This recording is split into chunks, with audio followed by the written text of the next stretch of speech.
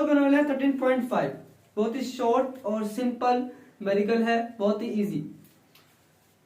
The potential at point in an electric field is 10 to raise per 4 volt if a charge of 100 microcoulomb is brought from the infinity to this point, what will be the amount of work done?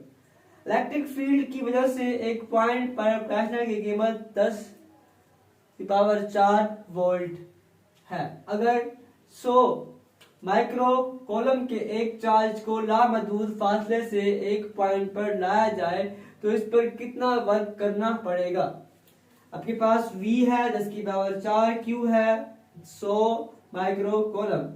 हमने W find करने हैं, formula इस्तेमाल करेंगे V is equal to W over Q। करते calculation हमने W find करना है तो V is equal to W over Q और W is equal to V cross Q। ठीक है बच्चों, अब आपके पास जो अब V है पड़ा वो कितना है पड़ा, तो आपके पास है 10 की पावर 4 ज़रब, अब आपके पास जो Q है पड़ा वो है 100 ज़रब 10 की पावर -6। मैंने बच्चों आपको कहा था कि आपके पास जो माइक्रो होता है वो 10 की पावर -6 के बराबर होता है। W इज इक्वल टू आपके पास आ जाएगा 10 की पावर 4 वोल्ट ज़रब 10 की पावर 1 ज़रब 10 की पावर 2 ज़रब 10 की पावर -6 कॉलम।